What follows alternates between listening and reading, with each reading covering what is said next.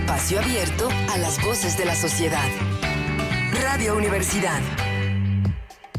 Atendiendo temas con especialistas para la prevención de la salud mental, de la juventud y la vejez, con la producción de la maestra Jennifer López y la conducción de Adalid Villegas, esto es En Proapa la entrevista por el 89.5 FM.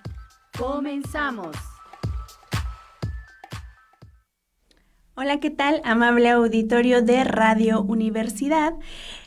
Buenas tardes, sean todos bienvenidos a una emisión más de En Proapa la entrevista. Reciba un cordial saludo de la maestra Jennifer López, quien es la productora de este programa. Estamos en Radio Universidad por el 89.5 de FM. En los controles nos está apoyando Marta Vargas. Muchas gracias, Martita, por tu apoyo. Yo soy Adalid Villegas y este jueves 20 de junio del 2024 le damos a usted, Radio Escucha, la más cordial de las bienvenidas.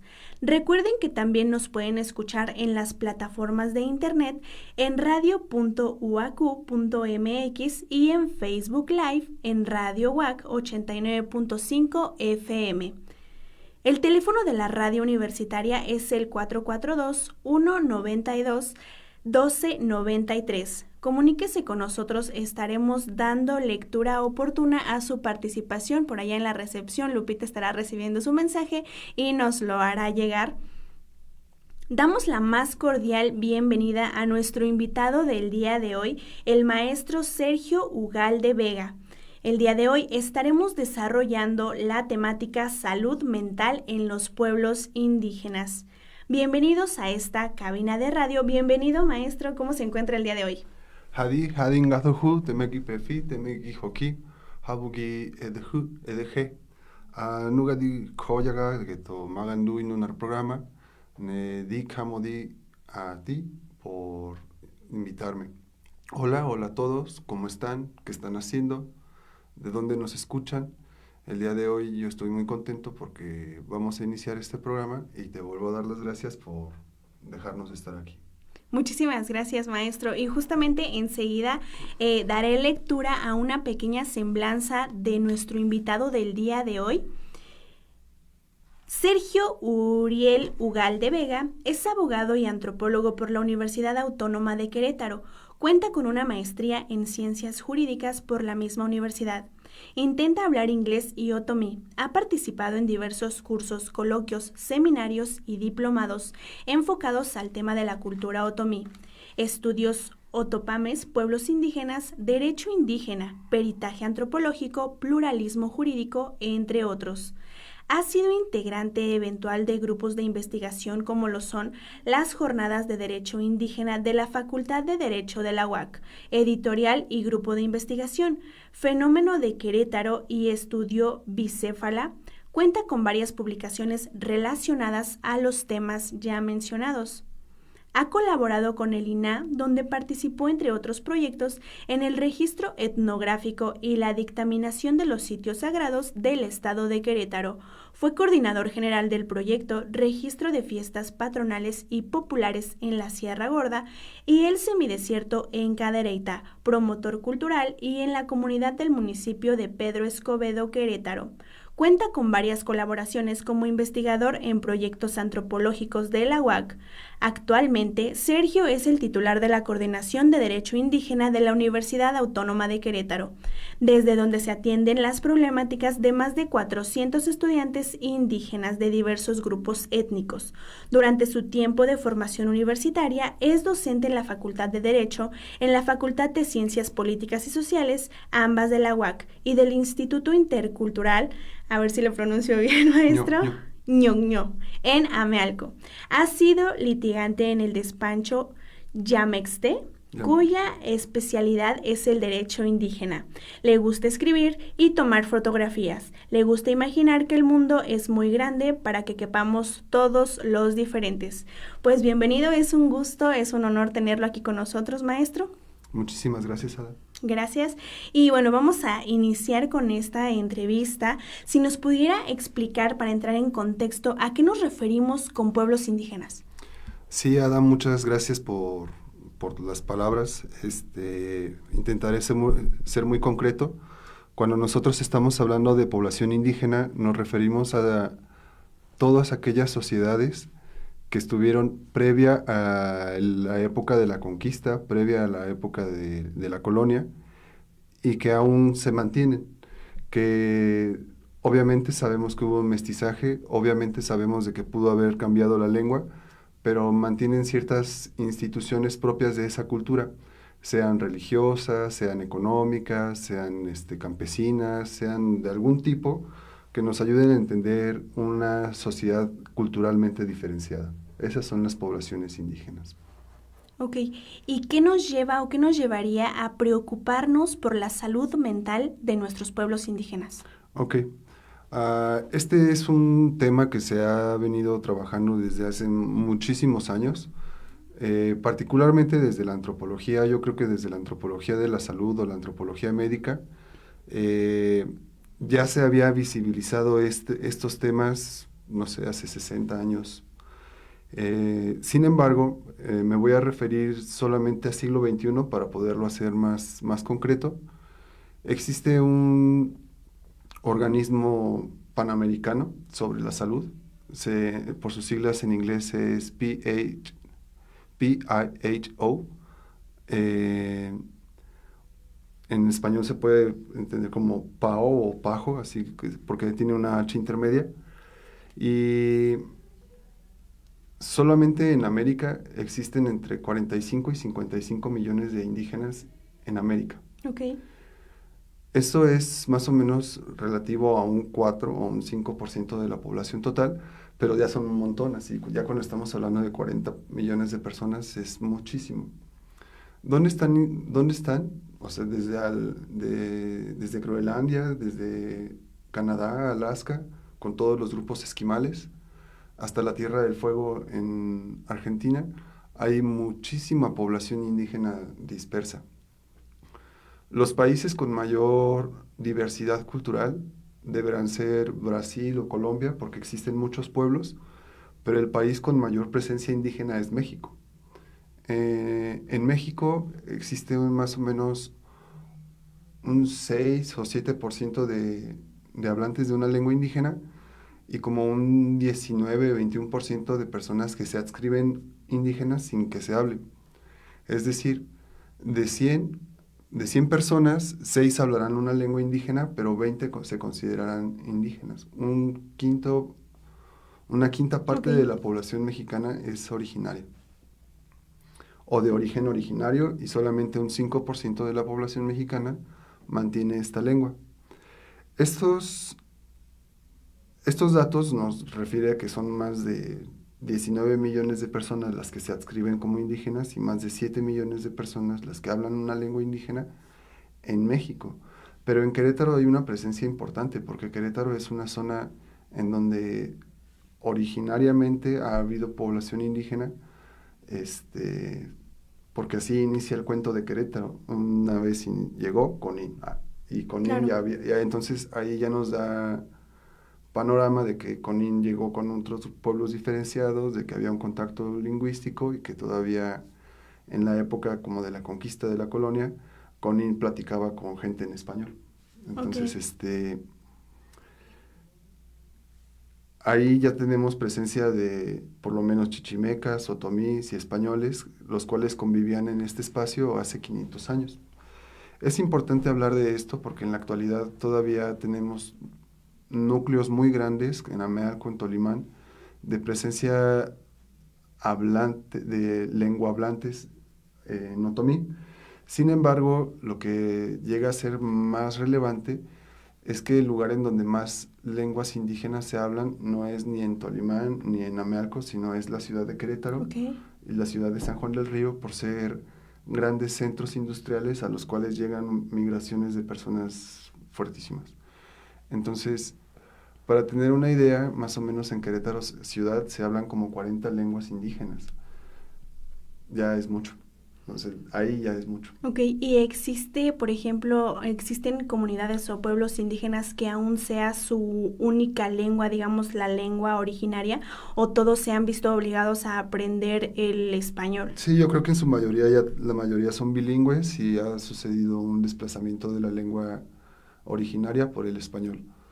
Sí hay zonas en donde todavía existen personas hablantes de una lengua monolingües, en Amealco, en Tolimán, pero ya son las menos, ya la mayoría de las personas son bilingües. ¿Por qué es importante la salud mental en esta situación de los pueblos indígenas? La salud puede ser entendido nada más como desde una característica físico-biológica. O sea, me duele mi mano, me duele mi panza, me duele mi cabeza, y vamos con un especialista que es como el especialista en dolor de mano, panza, cabeza, y a partir de sus mediciones nos ayuda a encontrar una solución. Sin embargo, yo inicié desde la antropología médica o de la antropología de la salud, porque la salud también debe de ser entendida como un fenómeno biopsicosocial. Entonces, ya dijimos que me duele mi panza, pero también me pueden doler mis emociones, claro. Pero también puede haber ciertas atribuciones que la gente dice, no, es que está salado. Sí, está salado, por eso todo le va mal.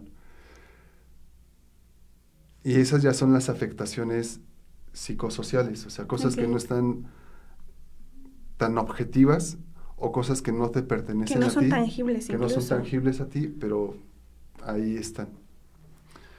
Es súper interesante este tema de los pueblos indígenas y la salud mental, porque en un momento te dije, fue la antropología médica, ya después que con esta Asociación Panamericana de Salud se empezaron a implementar políticas panamericanas en torno a cómo atender a la población indígena,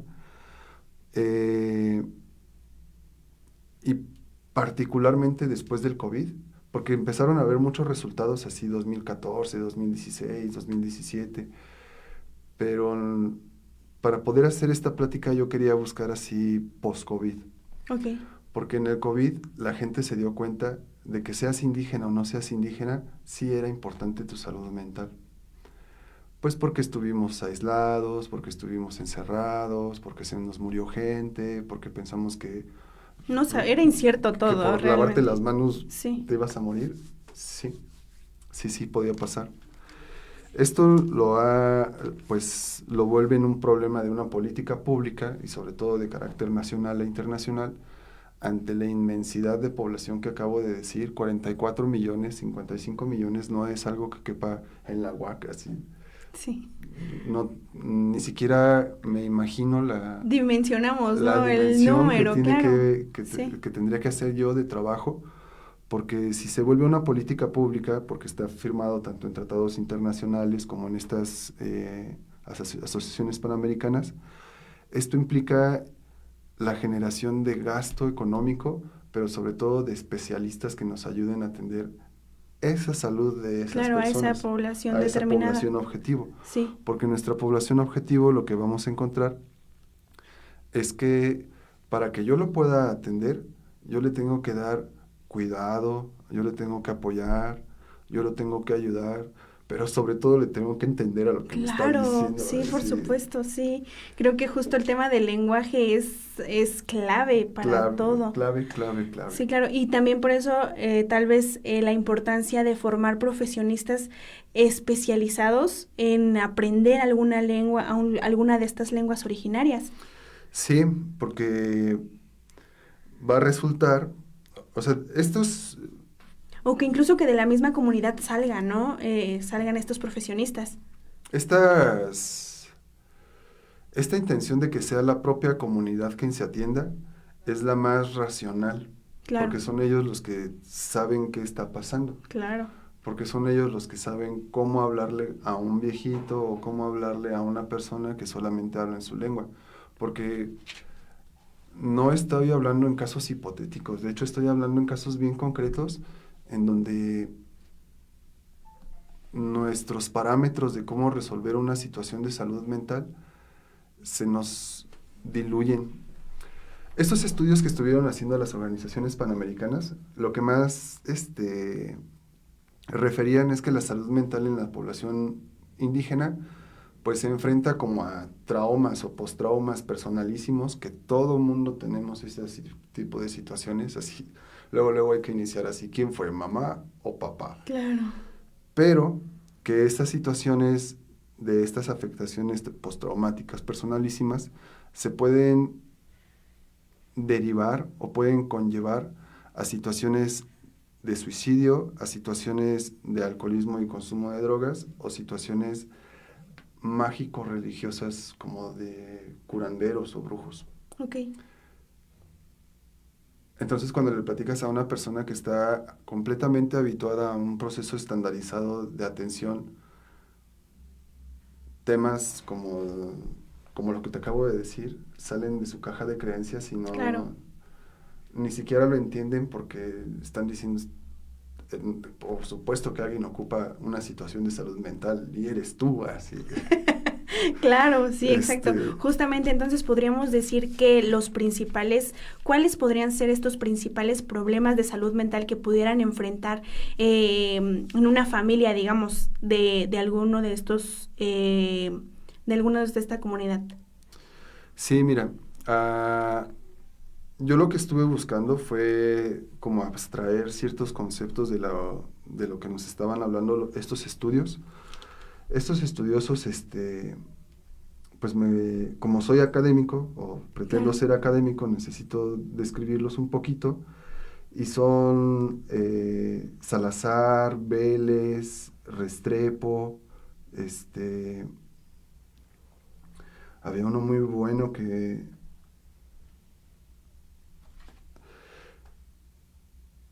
Entonces, las afectaciones principales que podemos encontrar en la población originaria, tú en este momento me lo estás diciendo en una familia, pero también quiero decir que esta situación de la migración genera procesos fuertes en las personas, sean indígenas o no sean indígenas. El hecho de que las personas se separen de su núcleo Que familiar. se separen Ok, de su núcleo ok, familiar ok. genera soledad, Claro.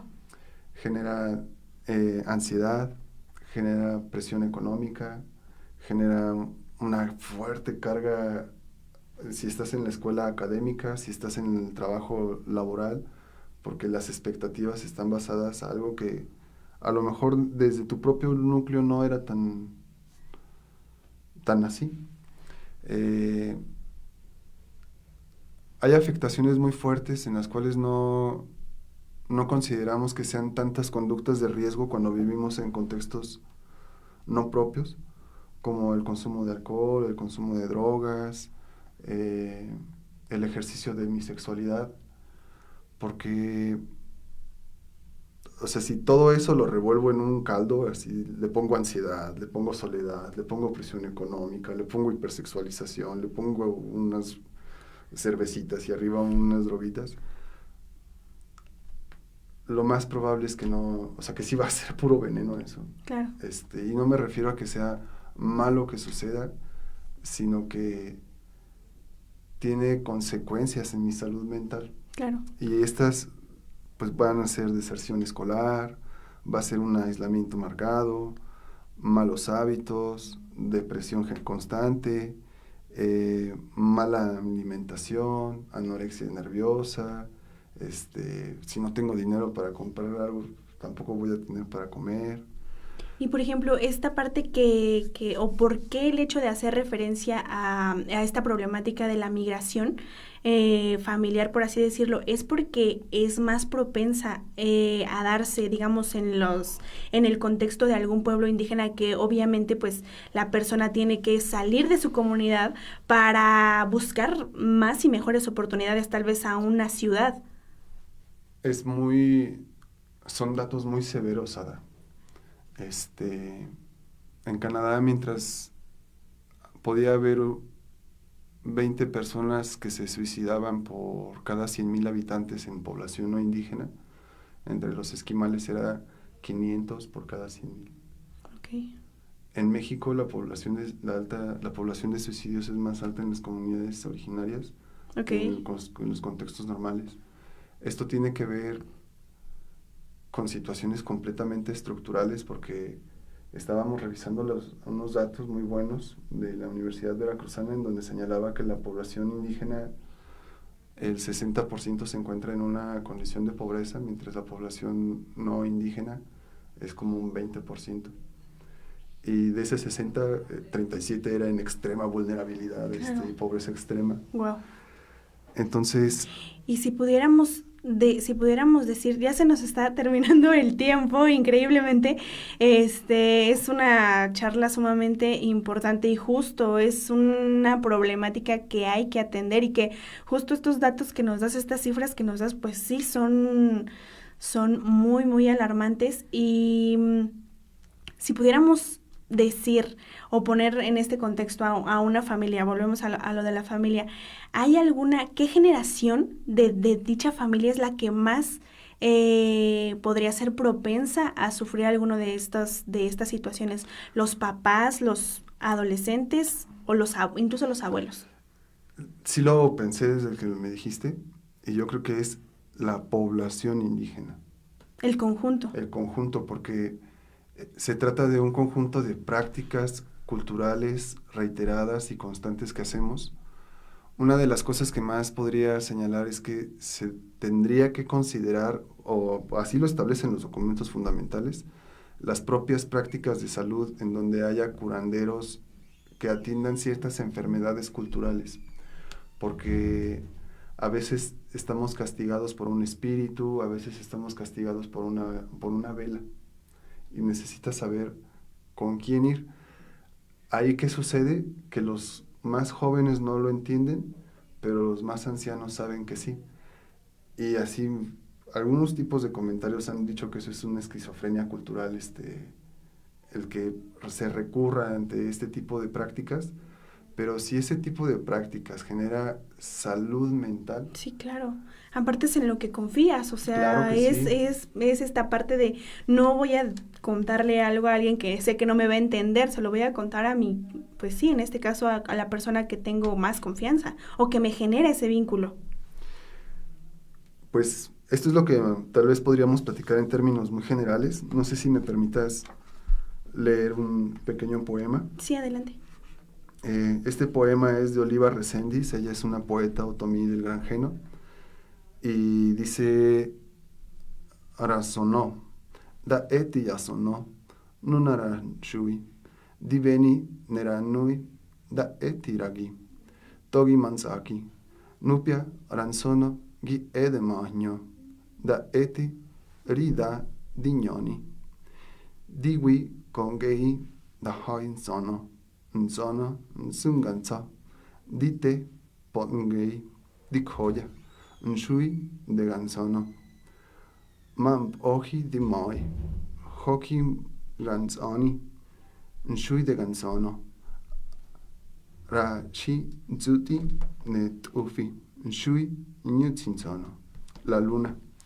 Miro la luna esta noche, pienso en ti. Miro la nube y pasa mi vida. Ahora la luna escucha mi voz. Miro tus ojos. Te necesito. Sueño contigo, bajo la luna. Luna hermosa, vivo por ti. Soy feliz, noche de luna. Mi corazón te quiere. No me hagas llorar, noche de luna. Dame un beso y abrázame, noche de luna llena. También el amor es una afectación en salud mental. Pues ya se nos está terminando el tiempo, ya tenemos escasos minutos. Muchísimas gracias, maestro, por esta apertura, por estos datos, por todo. Realmente es un tema que hay que atender. Y bueno, antes de irnos, voy a reproducir un saludo que nos hace llegar la maestra Jenny, rápidamente. Hola, muy buenos días, Ada, maestro Sergio. Gracias por su valiosa aportación al programa.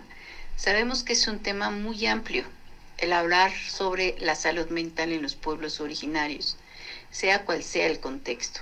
Es urgente atenderlo. Recuerde que PROAPA ofrece los servicios de atención psicológica también para esta población, respetando lo mágico, la razón, su cultura y tradiciones sobre la salud mental. Nos vemos el próximo jueves. Felicidades, excelente entrevista. Muchísimas gracias. Gracias, maestra, y gracias a todos los que nos estuvieron sintonizando. Nos vemos el próximo jueves a las 12:30 con más temas de su interés. Muchísimas gracias en los controles a Martita, gracias, y siga sintonizando Radio Universidad. Hasta pronto.